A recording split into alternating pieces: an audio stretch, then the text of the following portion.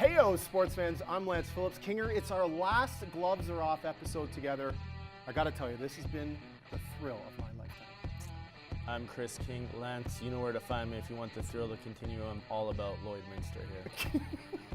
And Kit Scotty. Kit Scotty, Lloydminster. Kit Scotty to start. Lloydminster now is my new home. Kit Scotty's where your heart Yeah. is. Yeah, that's where I'll be buried, in Kit Scotty. Will you really? Yeah, for sure. Next year, probably. Yeah, well, it's coming up quick, I feel. Hey, a couple more seasons coaching girls.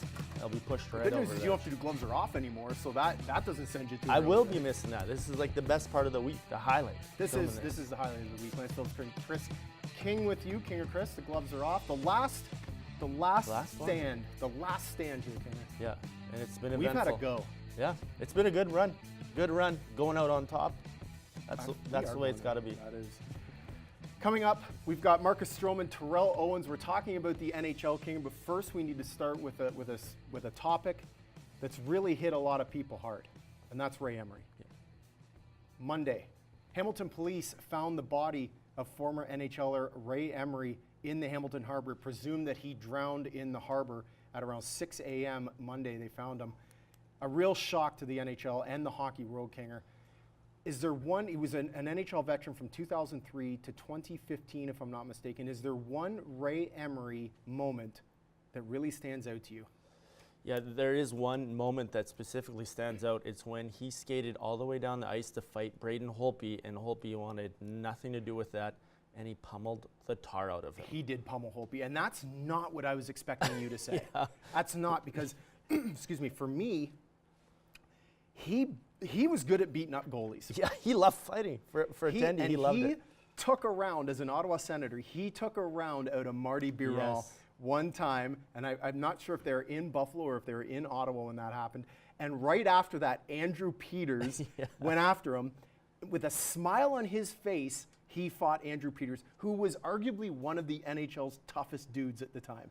Yeah, and you could tell how the goalie fight went, because right away Biron was kind of like down and out, and then all of a sudden the tough guy gets in, and Emery's still like, okay, let's go again. Who's next? It was awesome to watch. And he's just one of those guys that had a lot of energy all the time. That's one of the things I'll always remember, like watching him in interviews and even when he played, ton of energy. I'll never forget the image of him fighting one of the NHL's toughest guys, and he's got him like this, and he's smiling. He's like, this is amazing to me, right? And it's interesting reading tweets from people like Daniel Carcillo. A lot of guys who struggled with mental health have really come out and said how much this guy meant to them. And I think that because of what Ray Emery struggled with, that he in turn resonated with a lot of those guys, and he was buddies with a lot of those guys.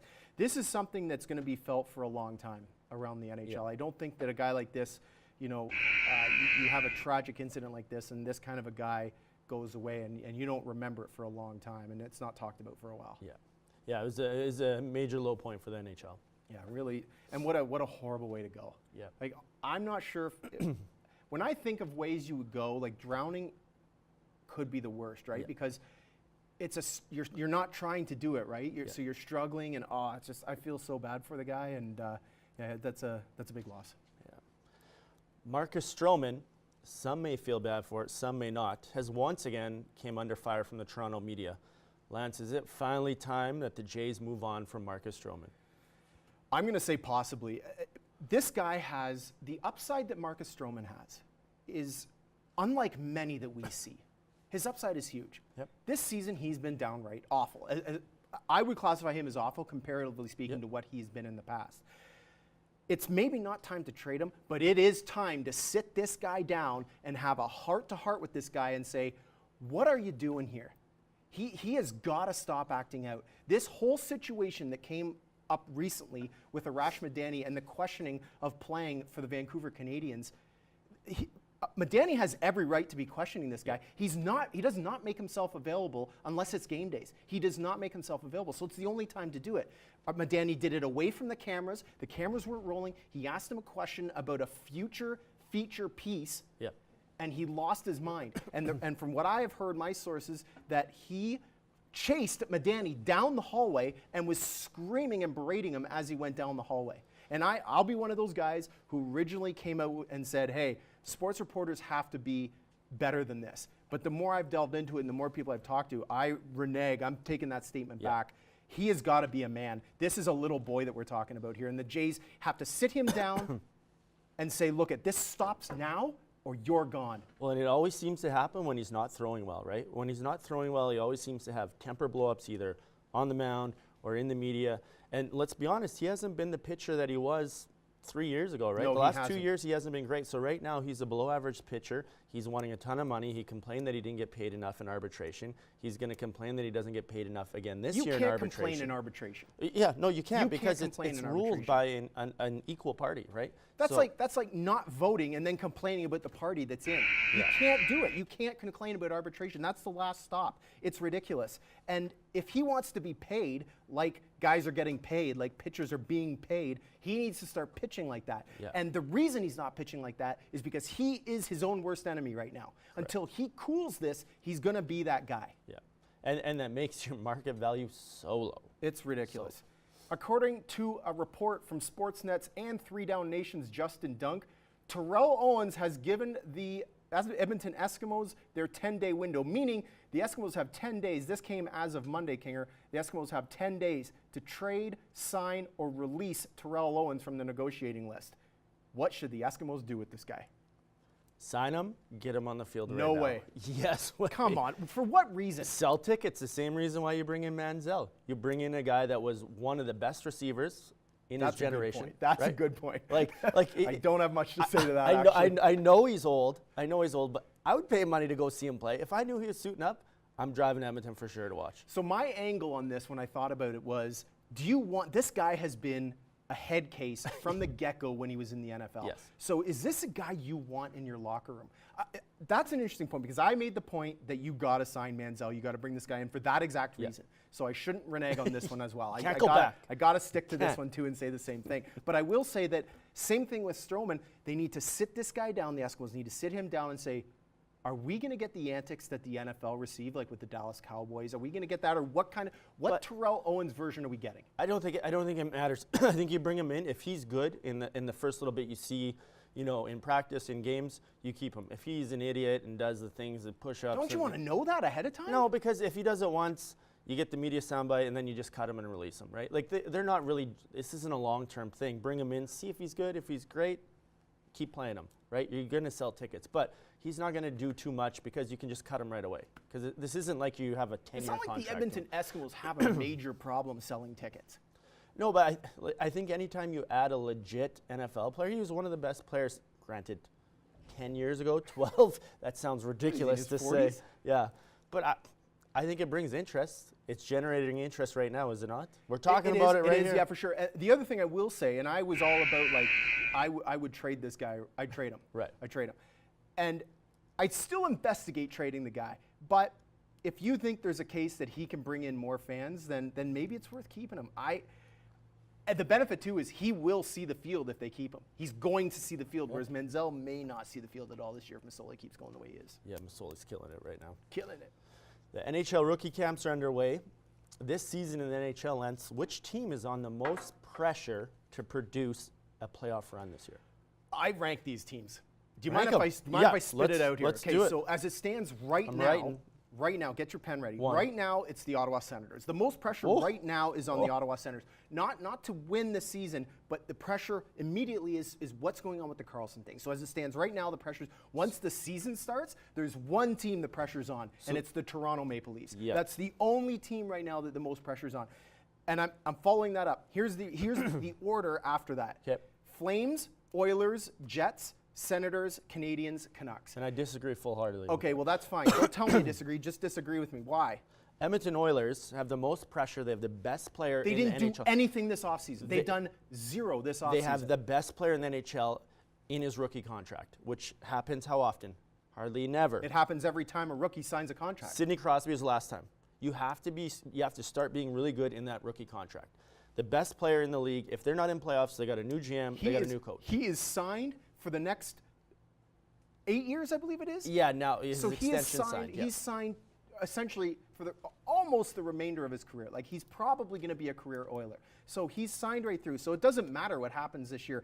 The Flames have invested in this coming season. They just signed Lindholm to an extension. They've made some moves. They've made some serious moves. Yep. The pressure now is in Calgary to make something happen, given the fact they missed the postseason last year. Right. I would argue that the Oilers should be there as well, but they didn't do anything this offseason. They've done nothing. Yet. Yet. Yes. I don't know what the, I don't know. I don't know what when the there move was is. opportunity to get guys, the Oilers didn't do it.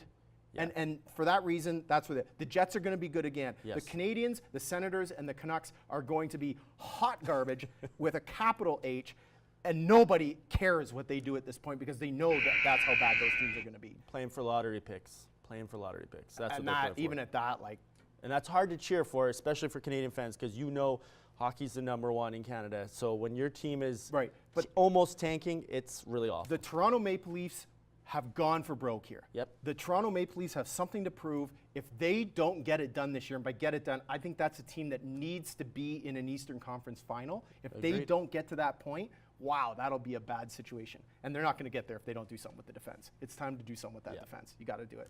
All right. Major League Baseball's home run derby went Monday night. Bryce Harper, the big winner, but controversy. Bryce Harper's dad pitching to him, and as it pertains to the home run derby, for home runs to be legal, the ball has to land before the next ball is pitched. And Harper's last 4 home runs did not work out that way. Harper's dad threw the pitches before the last ball landed, meaning essentially that technically, Kinger, Harper's last 4 home runs shouldn't have counted. But they did, and MLB crowned him the winner. Should he have been the winner? No, illegal. For a couple major problems, as you mentioned, the pitching. Second of all, the pitcher was on steroids, so that's a clear problem. His old man. Yeah, but if he's on steroids, he's going to be throwing 110 mile an hour. Exactly. So the ball's flying out way quicker. That's So it's illegal. heat That's versus heat? Heat versus heat. That's illegal in itself. If you watch those last 4, though, it's like he hits it and he's like telling him like, "Let's go, let's go." Like you can see he's nodding and getting ready to hit him. So by the book, illegal. I think this home run derby was great for baseball. I think it put a lot of energy in. Now.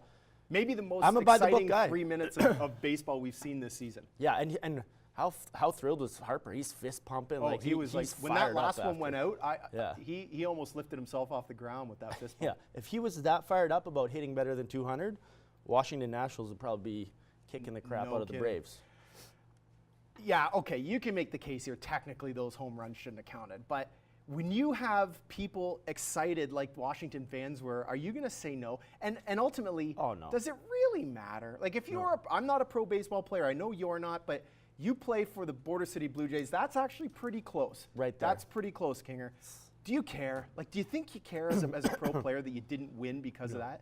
He doesn't care. MLB doesn't care. And you know what? The players love the show. So, and that's what it's about. The players love being there and interacting with all the other All-Stars. And when they put on a show, that's what it's all about. And the baseball, and we're going to get, that's our next subject, but baseball has been a borderline disaster as it pertains to attendance this year. But this is what gets fans going, right? Yep. And I think that the controversy is actually good for Major League Baseball. It's Yeah. good for it. The more the better. Yeah, no kidding. Bring it on.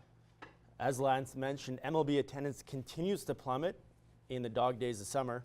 Lance, what can the league do to increase attendance or to even stop the slide right now at this point? I hate to say this because I would consider myself a bit of a baseball traditionalist here, King. Right. It's time to change the way this game is played. It's Yep. time to do things that switch up, to make this game quicker, to make it faster, to make it more exciting to watch. Things like when there's extra innings, you're putting a guy on second and third. Yes, love You're it. putting players on second and third. Things like, you got the pitch counts. Yep. So the pitchers don't need to warm up. Send them out there, give them 5 throws, and they're ready to go. Yep. Like, they don't need much time. The fact that people can continually come out to, I know they've tried to address Mound this. visits, yep. They've got to make it quicker, and they've got to, Major League Baseball has to do things that fans are like, whoa, did you see that? Because that doesn't exist right now. Yeah. It doesn't exist. And it's our generation is last generation watching. These younger kids are not watching MLB. So, and I'm with you on the mound visits. I would like to see no mound visits at all.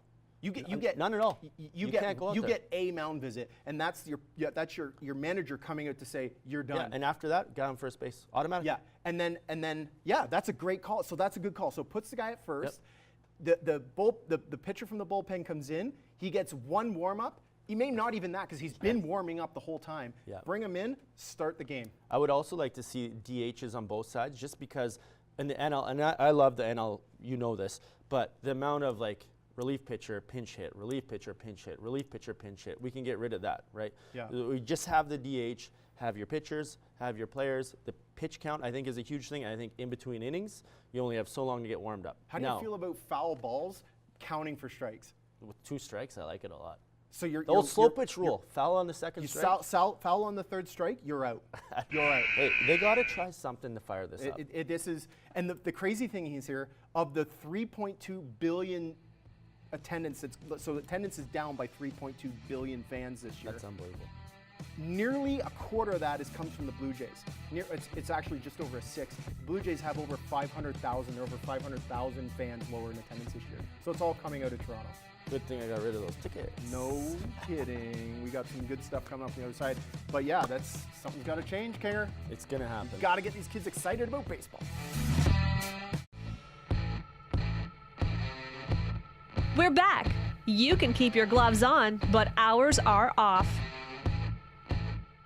All right, welcome back. So, Kinger, part of the goal here today, because it's our last show, part of the goal was to get the OG of Gloves Are Off on the show. I love that you dropped OG.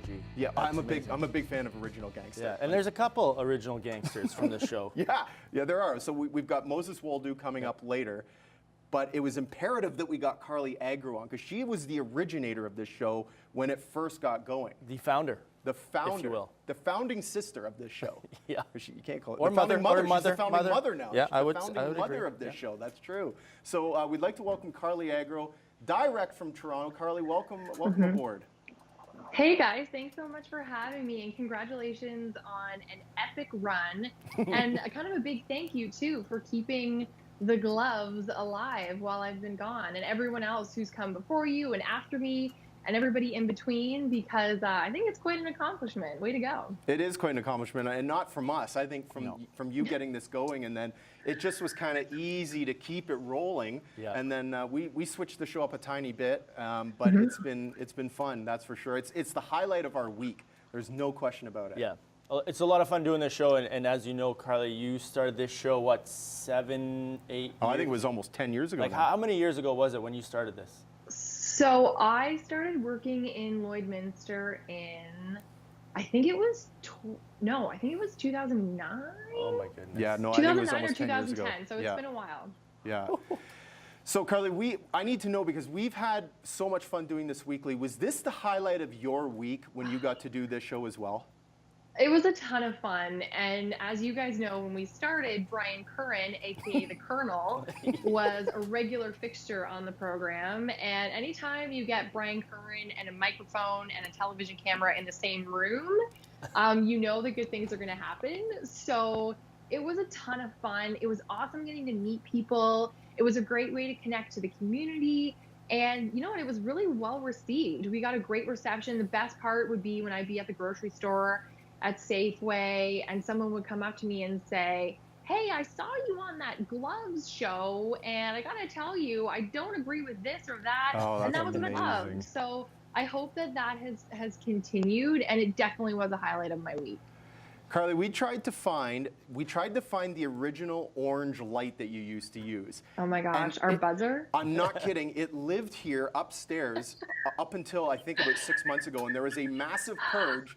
And I tried to keep it around, but I think it got purged because it would have been great to sit here when we had you on and maybe use it. Yeah, if you'd had enough of Chris, you could kind of give us a signal, or me, and we could shut us off. Unfortunately, Lance doesn't have the power to shut me up now, so that's No, I tough guess for not, him. eh? Yeah.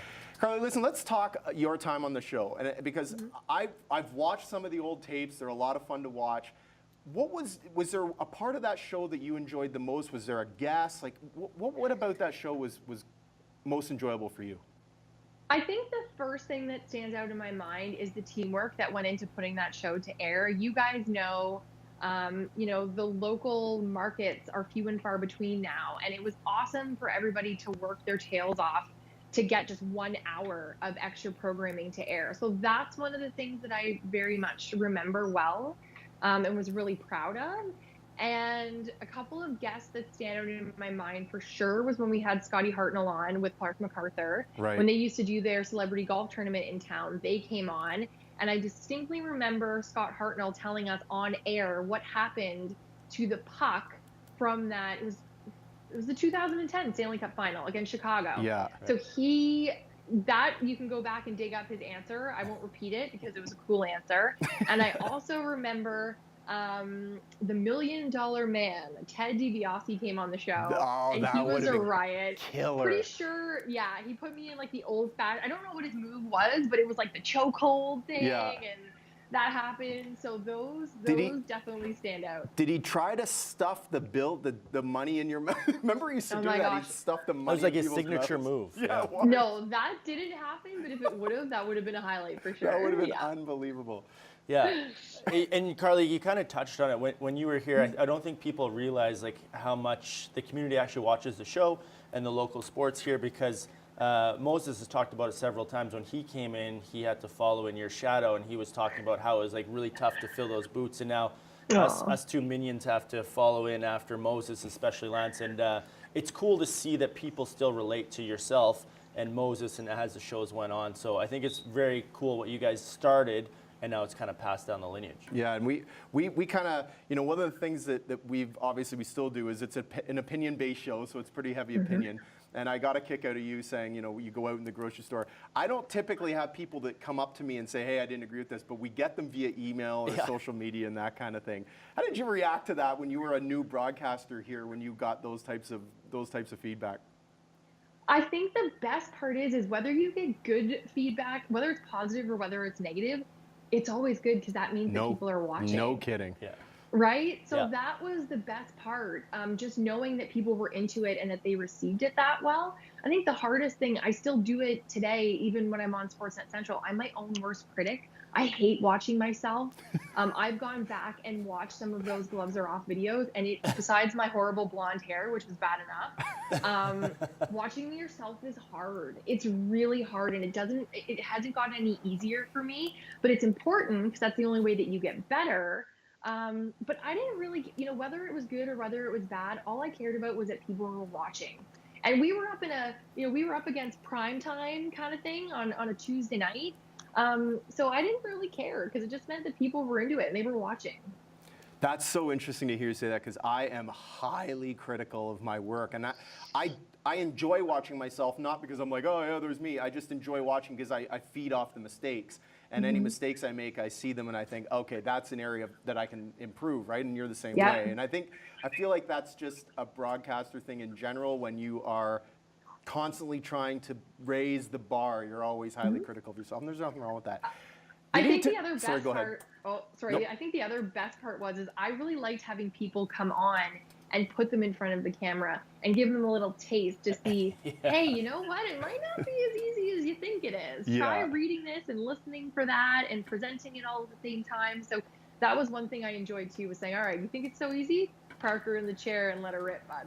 I think that's a good indicator too, and you know, that people like yourself who are doing it on a national level, when people watch you in front of the TV, it's easy to be critical because people like yourself and the other folks that are at Sportsnet, Ken, Ivanka, make it look easy.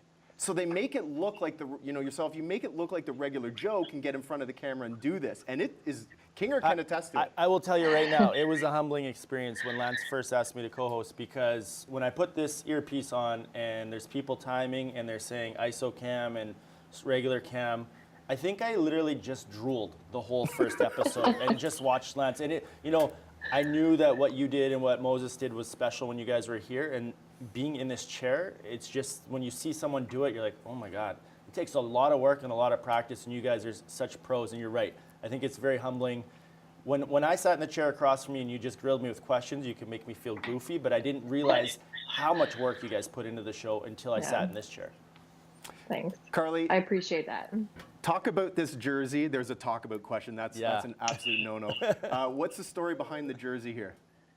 Well, it's a good thing I'm not John Tortorella, because Torts wouldn't answer the question if you started it that way. That's okay. No We'll let that one kidding. slide. No kidding. So this bad boy was given to me when CBC stopped into town and Lloydminster won Hockey Day in Canada. Right. So that was a really proud moment for me. It was really special. Malcolm Radke, who is such a great part of the Bobcats organization, brought me out onto center ice and surprised me with it. And it's been around for some momentous occasions.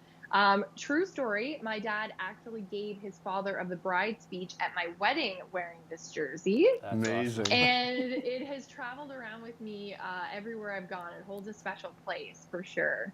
That's so cool. Is there... Oh, and my son Max, I almost forgot, when my son Max was born, a part of our newborn photo shoot, I made sure to take a picture with Max on top of, obviously he couldn't wear the jersey, but that was featured on a Hockey Night in Canada broadcast. So maybe I'll have to send you guys that so you can include it in the show. And Carly, as you kind of touched on it, we went from when you were here, we had 2 newspapers running, we had yourself, we had other people doing a lot of stuff. Now we're down to like a once-a-week newspaper. Was there anything that you really remember when you're out in the community outside of the show that you remember, like special stories that really like made a lasting impression with you, or people that made a lasting impression in the community? I think, I will always remember the camp out for a sellout. I will never forget how much fun that was and how much it brought people together in Lloydminster. And I think the other thing, you know what I really did enjoy actually in Kinger, like you could speak to this. I was really proud of the work that Aaron Streck did with showcasing the Rustlers, because I'm a college athlete. And I think that we really made an effort when he and I were working together to showcase those athletes, because the Rustlers attract a really high level, like a quality athlete. And I was proud that just because these students might be feeling like, oh geez, we're in Lloydminster, but hey, like Lloyd deserves its place on the map. And those athletes have done a really good job of putting Lloyd on the map in that college athletic community. So I was also really proud of showcasing those athletes and their coaches. Yeah. Carly, listen, we really appreciate you taking some time to be with us. It's cool to catch up because I spent some time at Sportsnet myself, so we had a chance to chat there. So it's great to catch up again. And I know that there's a lot of viewers that are watching this show that'll be like, "This is cool to see Carly on," because it's been a long time coming. So it's, again, really appreciate you taking time. We're glad we had a chance to get you on. Hey, thanks so much for having me, guys, and a shout out to everybody in Lloyd. You can take the girl out of Lloyd, but you can't take the double L out of the girl. I always have you guys. Always have you in my thoughts when I'm on the desk too. Whenever I can make a Lloydminster connection on air, I always try to do it. Oh, that's awesome. That's great, Carly. Well, and also enjoy motherhood and have fun with that too. Yes. Thank you, and congratulations on keeping the show alive. I really appreciate it, and you guys give everybody at Newcap my best. Will do. Carly Aggro, everybody. And a legend. She is a legend, really. I mean, and it's funny when I go grab and I look back at those tapes and I see that show, I'm like, holy cow, and just where it's evolved and where it's come from that time. Yeah, you could see the stages of evolution. Yeah, for sure. It's been a lot of fun. Moses Waldo coming up on the other side. Looking forward to seeing what he has to say. The second incarnation Part two. Part 2 of the Gloves Are Off, that's for sure. We're back. You can keep your gloves on, but ours are off. Welcome back, Kinger.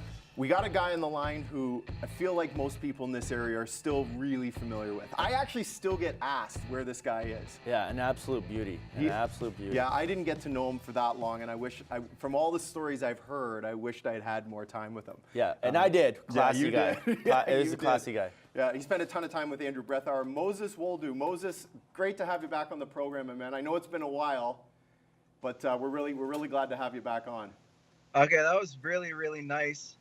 Lance, I know we didn't get a chance to meet each other, so we couldn't be as much like buddy. I'm a little suspicious because I don't know what Kinger's going to hit me with.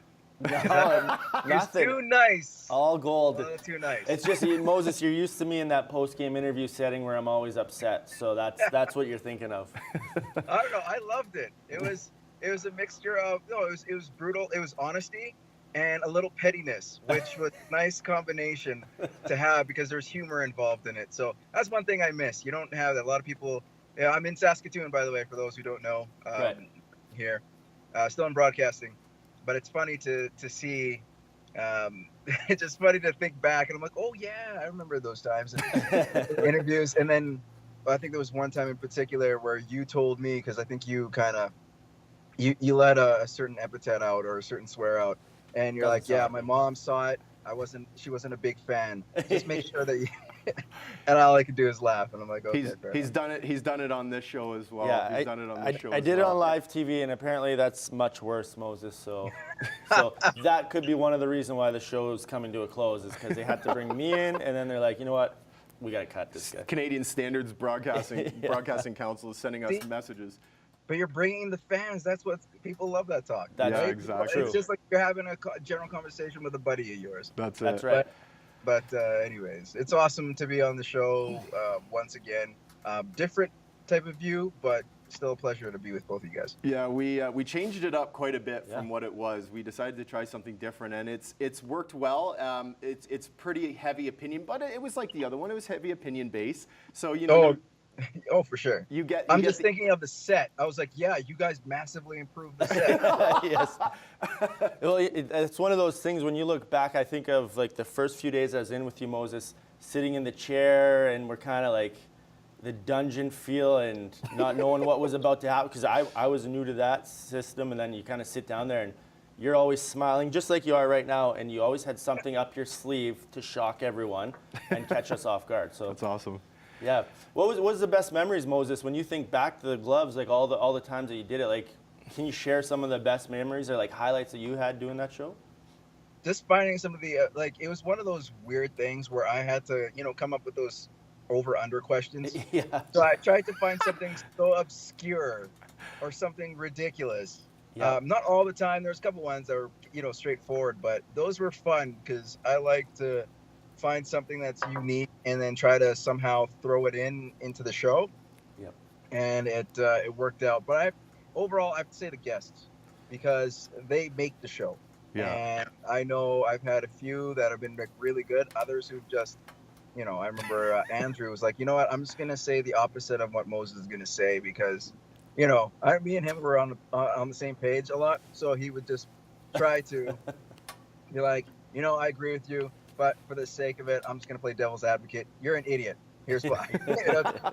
So it was fun. I love the guests were probably the best part about the whole show, because you got to talk about sports, and it's a beautiful thing. So that was probably one of the most favorite moments, I think, are parts of the show. I don't know if I would say a particular moment, but parts of the show for sure.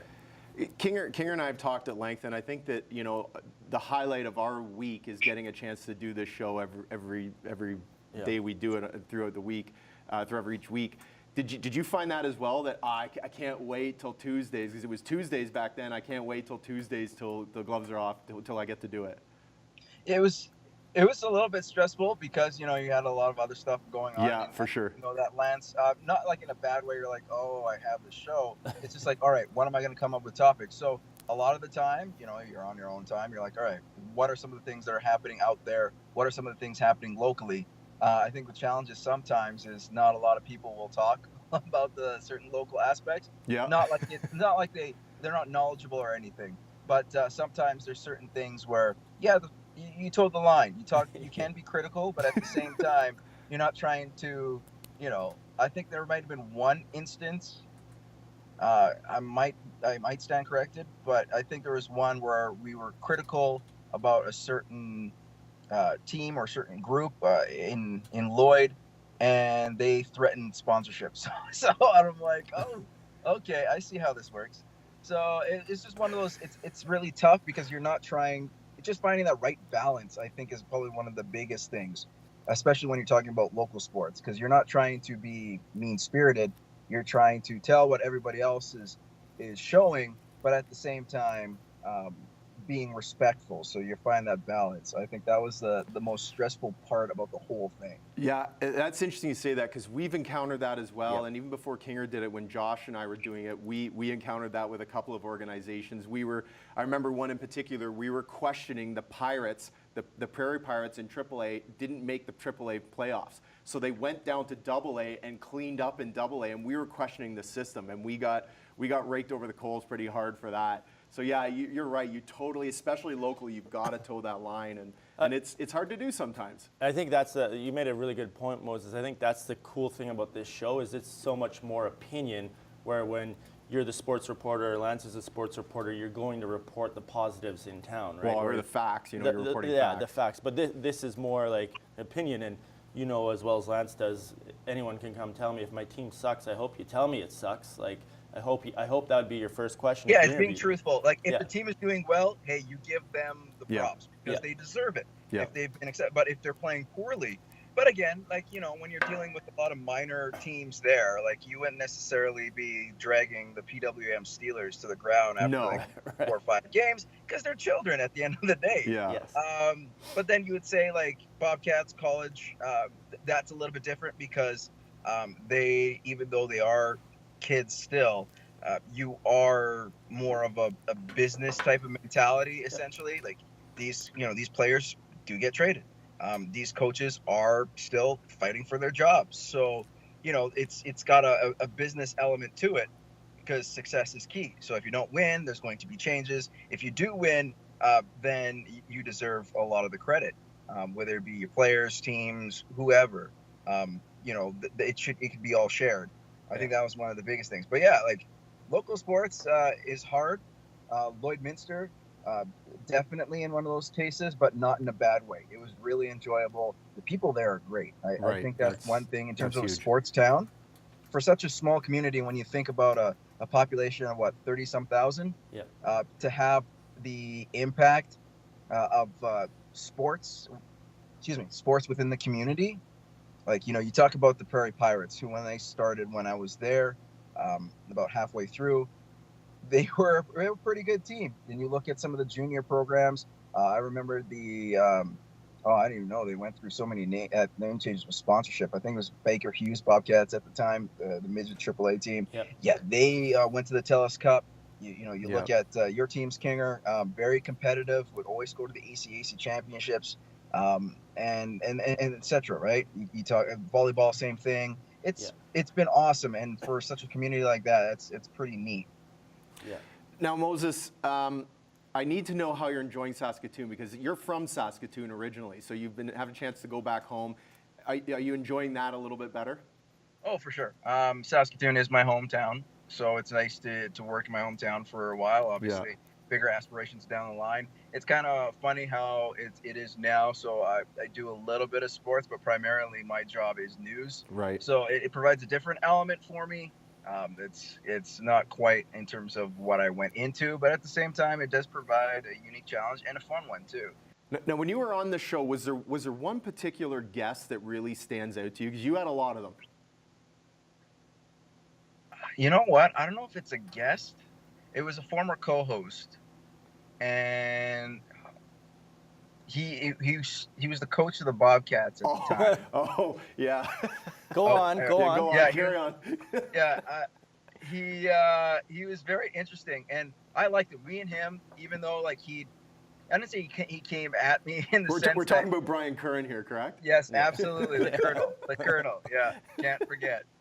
And he would challenge me a lot, and I was the guy, and much like you guys know, like, you're like, oh, you smile. That's what I do. So I don't know if it annoyed him or what it was, but then we got to know each other. It was exceptional. A great guy to talk to, just to, just kind of, get his thoughts on certain things. But I do remember it wasn't so much on the show, but a moment where I guess one of his players did not inform him that he committed to the WHL. We found out through the WHL team's Twitter that he committed.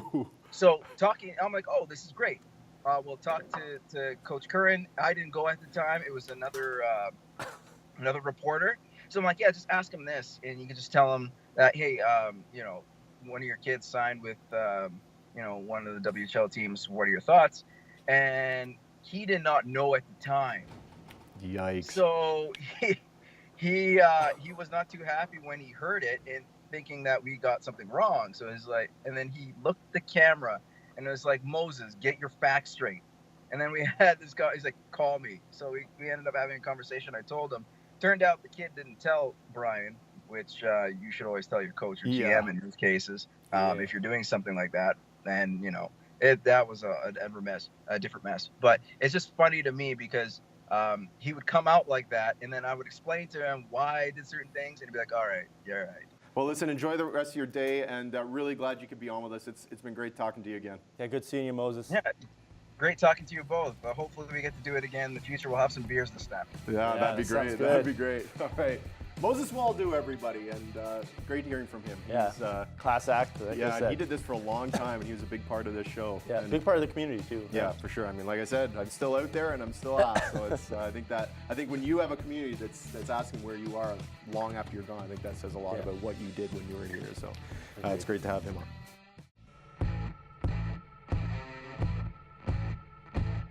We're back, and the gloves are still off.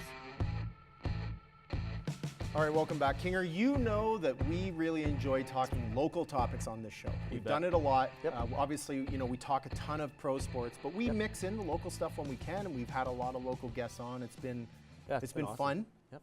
So we're keeping with that theme, as we always have, and we've got some local things we want to mention here. We'll have a discussion around them. So first of all, I want to take a few minutes and talk about some things that have gone on in the community very recently. Okay. The first being the 40th anniversary of the Oilman's Golf Tournament. So this is a golf tournament that happens at Lloydminster Golf and Country Club. Took place a couple weekends ago. Staple of Lloydminster. It is a staple of Lloydminster. And I went out to that event, and there were two gentlemen who I didn't realize this at the time until I was told about it by our friend Dustin Falshier, a friend of the show, who was a great interview, by the way. yeah. We've had on Cutie, before. cutie, Maybe cutie. one of the best we've had. Yep. Said that there were two guys that have been in every single one of these tournaments. Oh. So Gary Monroe and Jerry Kreisman have played in every single Oilman's golf tournament. That is impressive. I didn't get a chance to talk to them on camera. I'm not going to say why. People can draw their own conclusions about why. It was a golf tournament. It was a hot day. It was very hot, one of the hottest days of the year. Oh, I'm catching it. Got to stay hydrated. Yep, gotcha.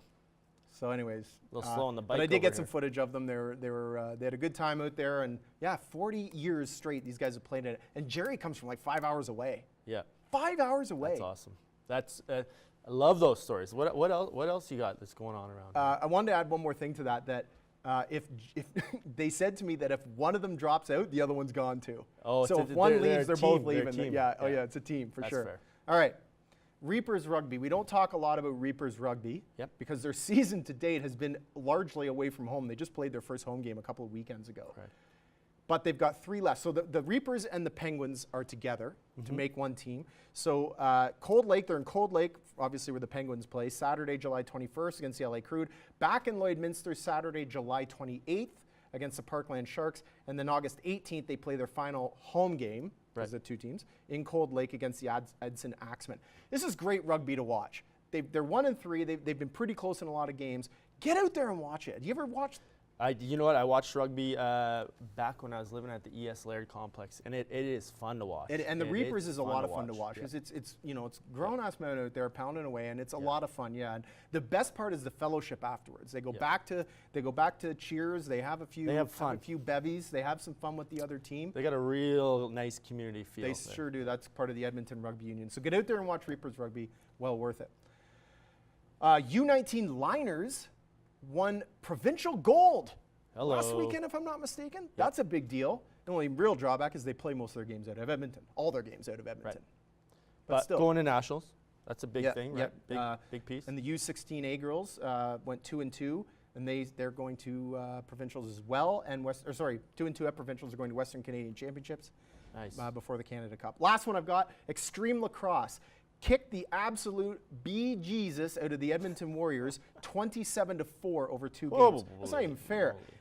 Again, for like the third straight year, they're playing Cold Lake Ice or Cold Lake Heat, Lakeland Heat, which is in Cold Lake, this coming weekend.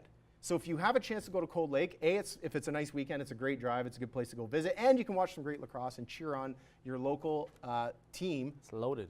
Yeah, that's going to be a hell of a series. Yeah. So That's Saturday awesome. and Sunday that goes in Cold Lake. Yeah, a lot of action, right? We're hosting Mosquito Baseball Provincials coming Yes, up here in that's coming up Lloydminster as well. Yeah. A lot of good stuff going on in the summer. It's not the dog days. No, it's not. We wanted to take a few minutes, because as we mentioned, this is our last show. Yep. We wanted to take a few minutes and reminisce about some stuff that we've had some fun with on this show.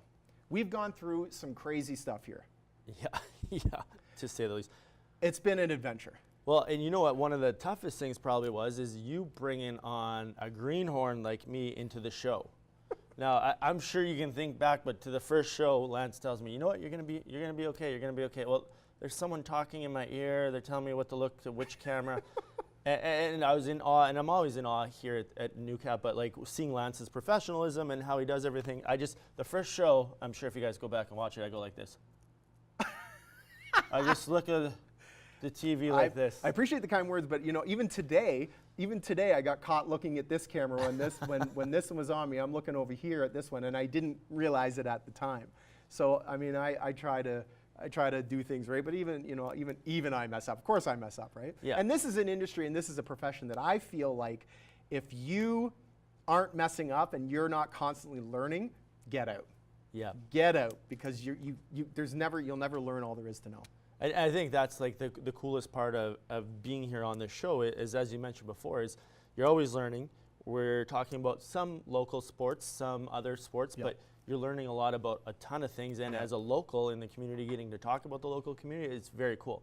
And the thing that I think we try to do always is just bring up the topic, start the issue Yeah, to get people yeah. talking, right? You may like or hate what we had to say at certain times. And that's fair. It is what it is, Yeah. right? But So I didn't want to take much time here, but I think it's important that we send out some thanks. Yeah. And I wanted to send out a primary thanks to our guys upstairs. Yep. Because it's not just Chris and I that work on this show.